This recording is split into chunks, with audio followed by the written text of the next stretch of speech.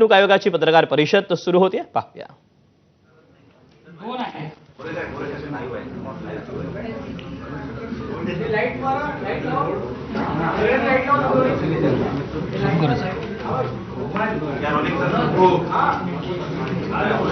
नमस्कार.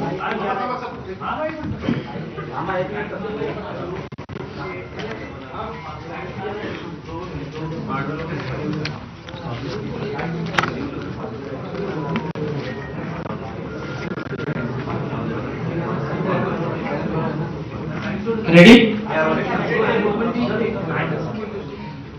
नमस्कार. राज्य निवडणूक आयोगाच्या पत्रकार परिषदेत आपलं पुन्हा एकदा मनपूर्वक स्वागत. आजची पत्रकार परिषद आपल्या सगळ्यांना माहीत आहे की जिल्हा परिषद आणि पंचायत समितींच्या निवडणुकांसंदर्भात आहे. त्या संदर्भात आपल्याला मान्य राज्य निवडणूक आयुक्त सविस्तर माहिती देतीलच. आजच्या या पत्रकार परिषदेत मी जगदीश मोरे, मान्य राज्य निवडणूक आयुक्त दिनेश वाघमारे यांचं मनपूर्वक स्वागत करतो. पत्रकार परिषदेला आमचे सचिव काकाणी साहेब उपस्थित आहेत आणि उपायुक्त राजेंद्र पाटील देखील उपस्थित आहेत. नेहमीप्रमाणे सर आपल्याला सविस्तर सांगतील, त्यानंतर थोडक्यात हिंदी आणि इंग्रजीमध्ये ब्रीफिंग करतील आणि मग प्रश्न उत्तर होतील. पुन्हा एकदा आपलं स्वागत आणि मी माननीय आयुक्त महोदयांना विनंती करतो की त्यांनी पत्रकार परिषदेला सुरुवात करावी. हा माईक सुरू ठेवायचा आहे की फक्त स्पीकर?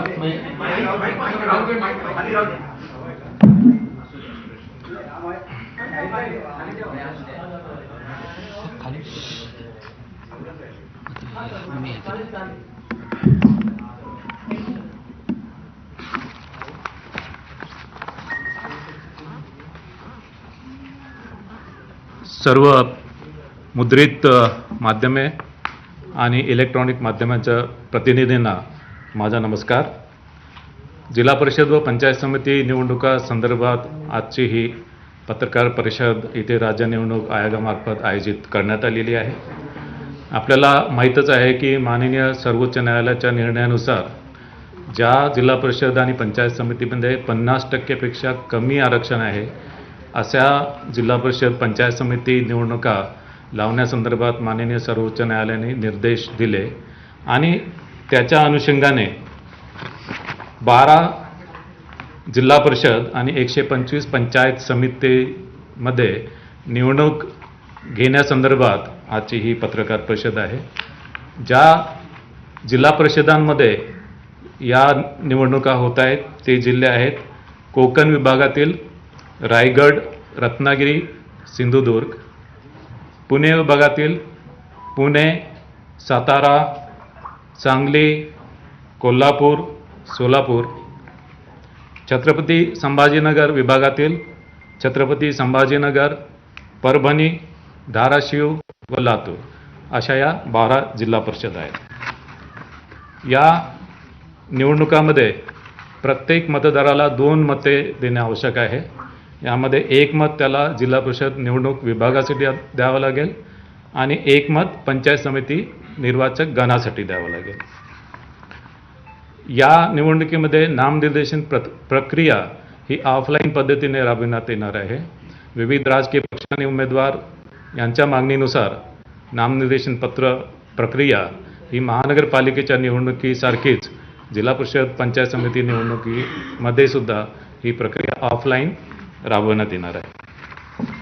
या निवडणुकीमध्ये ज्या जागा राखीव आहेत त्या राखीव जागेवर जात वैधता पडताळणी आवश्यक आहे आणि जात प्रमाणपत्र आणि जात वैधता पडताळणी ही नामनिर्देशन पत्रासोबत दाखल करणं आवश्यक आहे.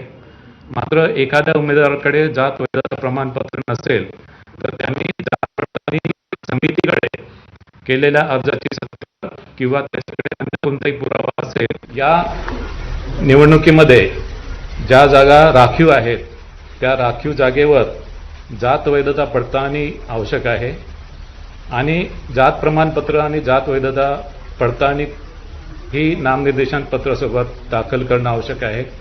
मात्र एखाद्या उमेदवाराकडे जात वैधता प्रमाणपत्र नसेल तर त्यांनी जात पडताळणी समितीकडे केलेल्या अर्जाची सत्यप्रत किंवा त्याच्याकडे अन्य कोणताही पुरावा असेल की त्यांनी अशा जात पडताळणी समितीकडे अर्ज केला त्याची प्रत त्यांनी सादर करणं आवश्यक आहे.